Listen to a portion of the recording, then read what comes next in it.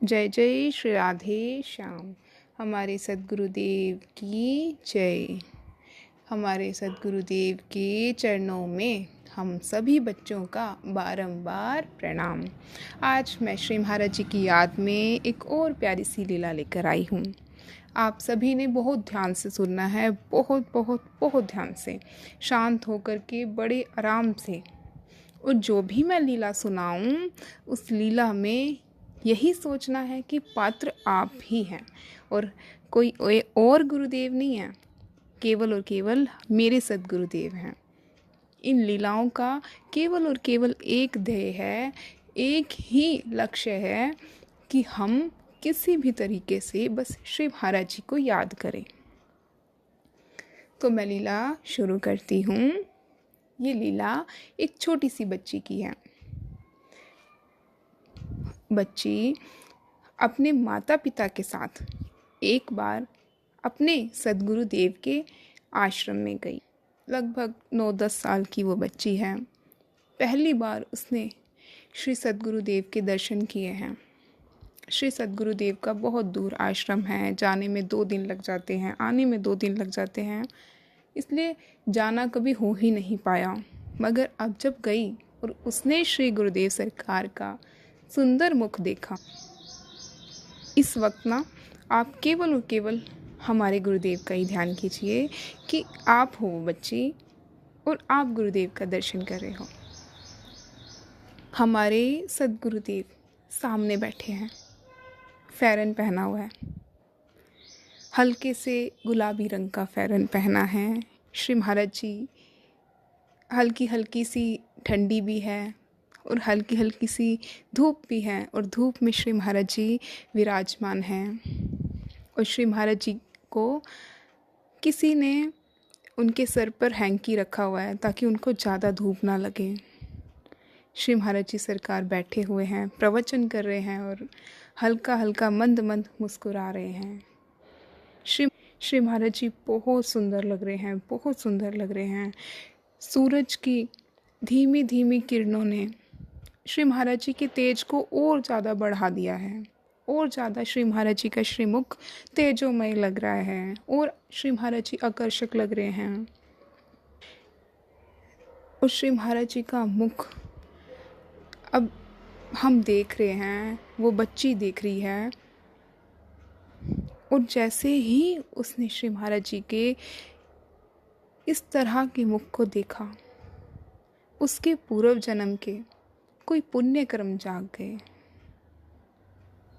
अब उसका मन श्री महाराज जी के श्री चरणों में खिंच गया। वो चाहती है कि गुरुदेव सरकार को ही देखती रहे और गुरुदेव सरकार के ही श्री चरणों में पूरी ज़िंदगी बिता दे। छोटी सी बच्ची है, पर उसे समझ नहीं आ रहा है कि क्या हो रहा है, क्या नहीं हो रहा है। बस गुरुदेव को देखने में बहुत अच्छा लग रहा है उसे नहीं पता कि क्या मांगना है, क्या नहीं मांगना है, कुछ नहीं। बस एक ही चीज़ सोच रही है कि अब जो भी पाना रह गया या जो भी पाना है, वो बस यही पाना है कि मैं इस सुंदर मुख को ज़िंदगी भर निहारती रहूं, ज़िंदगी भर देखती रहूं, ज़िंदगी भर श्री मुख के दर्शन करती रहूं। मुझे नहीं पता क्या है, कैसा आकर्षण है, क्या भक्ति होती है, पर गुरुदेव के श्री मुख को देखकर बहुत अच्छा लग रहा है। ऐसा मुझे कभी नहीं लगा। रही है श्री महाराज जी धूप में बैठकर सत्संग सबको दे रहे हैं। और कुछ समय बाद श्री महाराज जी ने सत्संग खत्म किया और श्री महाराज जी अपने कक्ष में गए। और वो बच्ची भी अपने माता पिता के साथ गुरुदेव को प्रणाम करके अब घर आ गई। अब जितना भी टाइम वो घर आने में लगा, केवल और केवल यही स्मृति बनी हुई है कि गुरुदेव कितने सुंदर हैं, गुरुदेव कितने सुंदर हैं, कितने आकर्षक हैं, कितने अच्छे हैं। मैंने गुरुदेव के पास ही रहना है, मैंने गुरुदेव के पास जाना है। पर ये संभव नहीं हो सकता, इसलिए वो अपने मन की भावनाओं को मन में रखे हुए हैं। अब गुरुदेव के पास रहना तो संभव है नहीं, रोज़ रोज़ जाना भी संभव नहीं है। तो उस बच्ची ने सोचा कि मैं गुरुदेव के पास नहीं जा सकती, पर मैं एक काम ज़रूर कर सकती हूँ। मैं श्री महाराज जी के लिए रोज रोज रोज रोज एक पुष्प लाऊंगी, और श्री महाराज जी जो मेरे घर में विराजमान हैं, उनके जो उसके मंदिर में फ़ोटो रखी हुई थी, आज से पहले उसने वो भी इतने ध्यान से नहीं देखी थी, बस खेलने कूदने में ध्यान था। पर अब जब उसके कोई पूर्व जन्म के कर्म जागृत हुए, तो वो आकर्षण उस छवि में भी बना जो श्री महाराज जी की उसके मंदिर में विराजमान है। उसने सोचा कि गुरुदेव को ना हर रोज़ मैं एक पुष्प चढ़ाऊंगी। अब मैं हर रोज़ गुरुदेव को ज़रूर याद करूंगी। मैंने सुना था गुरुदेव के मुख से कि अगर सच्चे मन से गुरुदेव को, भगवान को याद किया जाए तो हमारी फरियाद, हमारी हर बात श्री महाराज जी, गुरुदेव सरकार, श्री लाटी लाल सरकार तक पहुंचती है। तो उसने ये नित्य प्रति ये नियम बना लिया कि हर रोज़ एक पुष्प श्री गुरुदेव सरकार के श्री चरणों में ज़रूर अर्पित करती, श्री गुरुदेव के सामने जाके ज़रूर उनको दंडवत करती, प्रणाम करती। अब एक दिन क्या हुआ, उसके गांव से दूसरी फैमिली, जो पड़ोसी थे, दूसरे परिवार जाने लगा गुरुदेव के पास, और वो तैयार होने लगा कि हम गुरुदेव के पास जाएंगे। और ये खबर उस बच्ची को भी मिली कि मेरे पड़ोसी वहाँ जा रहे हैं, गुरुदेव के श्री चरणों में, गुरुदेव के पास जा रहे हैं। तो उसे बहुत अच्छा लगा, बहुत खुशी हुई। उसने सोचा कि क्यों ना मैं गुरुदेव के लिए हर रोज़ एक पुष्प श्री चरणों में अर्पित करती हूँ। आज मैं गुरुदेव को पूरी माला साक्षात सदगुरुदेव को ही अर्पित करूँगी। तो वो फटाफट गई और उसने अपने इधर उधर बगिया से पुष्प फटाफट तोड़े और छोटी सी प्यारी सी माला बनाई, और गुरुदेव सरकार के लिए जो पड़ोसी जा रहे थे उनके हाथों दे दी कि जब गुरुदेव से मिलोगे तो आप मेरी भी भेंट दे देना, अपनी भेंट तो दोगे ही, मेरी भी भेंट दे देना, ये गुरुदेव सरकार के लिए ये पुष्प माला। अब पुराने समय की बात है, समय ज़्यादा लगा करता था, तो उस फैमिली ने, उस परिवार ने वो पुष्प माला रख ली अपने सामान में। पर वो जैसे 2 दिन जाने में लगे तो माला उनके सामान में पड़ी पड़ी मुरझा गई। और उन्होंने क्या किया कि जब वो श्री महाराज जी सरकार से मिले तो उन्होंने श्री महाराज जी सरकार को अपनी भेंट दी, केवल अपनी भेंट दी, और उस बच्चे की भेंट नहीं दी। और श्री गुरुदेव सरकार, वो तो सब जानते हैं, उन्हें सब पता है, और उन्हें भेंट की थोड़ी ज़रूरत है, उन्हें किसी हमारे उपहार की ज़रूरत थोड़ी है, उन्हें किसी वस्तु की ज़रूरत थोड़ी है, उन्हें तो हमारे प्यार की ज़रूरत है, हमारे प्रेम श्रद्धा भाव की ज़रूरत है। हमारे गुरुदेव सरकार सदैव कहते आए हैं कि जो हमारा तन है वो रखो दुनिया की सेवा में, और मन रखो श्री ठाकुर जी की सेवा में। और गुरुदेव सरकार को भी मन से जो किया गया पवित्र कर्म है, पवित्र जो मन की भावनाएं हैं, वो ही पसंद आई है और अब भी आ रही है।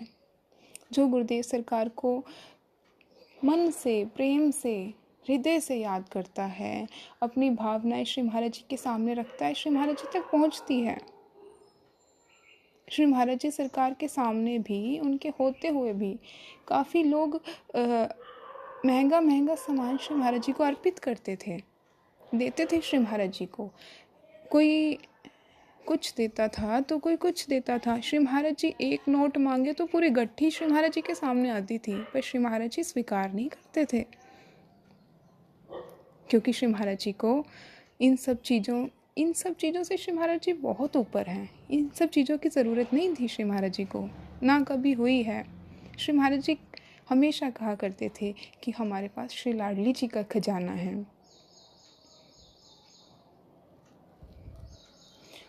और श्री महाराज जी ने कभी ऐसी चीज़ों का लालच नहीं किया, ना कभी मांगी, ना हम आश्रम में भी अपने जाते हैं तो कभी कहीं पर भी श्री महाराज जी ने दान पात्र नहीं रखवाया कि 10-10 20-20 रुपए कोई चढ़ाएं, कहीं नहीं रखवाया। पूजा की थाली में भी कभी एक नोट नहीं रखवाया कि हाँ अब आरती ले रहे हो तो एक एक नोट रखो। अक्सर हम जहाँ जाते हैं मंदिरों में कहीं भी तो वहाँ ये सब होता है, दान पात्र भी होता है, पूजा की थाली आती है तो उसमें एक नोट भी ज़रूर रखते ही हैं सब। पर श्री महाराज जी ने ऐसा कभी नहीं किया। अब ये व्यक्ति भी सोच रहा इसने बहुत अच्छा उपहार श्री महाराज जी सरकार को दिया कि श्री महाराज जी तो बहुत तारीफ़ करेंगे, बहुत अच्छा बोलेंगे, पर श्री महाराज जी ने कुछ नहीं बोला। और श्री महाराज जी ने कहा कि मुझे ये नहीं चाहिए, मुझे तो वो चाहिए जो अभी भी तुम्हारे ही पास है और तुम दे नहीं रहे। अब वो व्यक्ति समझ गया कि श्री महाराज जी क्या कह रहे हैं। श्री महाराज जी का इशारा किस ओर है। श्री महाराज जी कहते, छोटी सी बच्ची ने, जो हमारी बच्ची ने भेजा है ना, हमें वो चाहिए। और वो माला मुरझा गई थी सामान में, और उस व्यक्ति ने उस माला को उठा कर के अपने बैग में से, अपने झोले में से निकाल कर श्री महाराज जी को दिया। और श्री महाराज जी ने उस व्यक्ति ने उपहार दिया था ना, जो श्री महाराज जी के सामने पेश किया, उसे छुआ भी नहीं। और जो माला थी वो श्री महाराज जी ने लेकर अपने हृदय से लगा ली। एक बात कहूँ, बिल्कुल सच है, बिल्कुल सच। हमारे श्री महाराज जी जैसा ना कोई है, ना कोई होगा कभी भी। उन्हें केवल और केवल श्री हरि प्रेम और हरि प्रेमी रसिक जन ही भाते रहे हैं। श्री महाराज जी सरकार ने अपने ही भजन में बताया है, प्रबल प्रेम के पाले पड़कर प्रभु को नियम बदलते देखा, अपना मान टले टल जाए पर भक्त का मान न टलते देखा।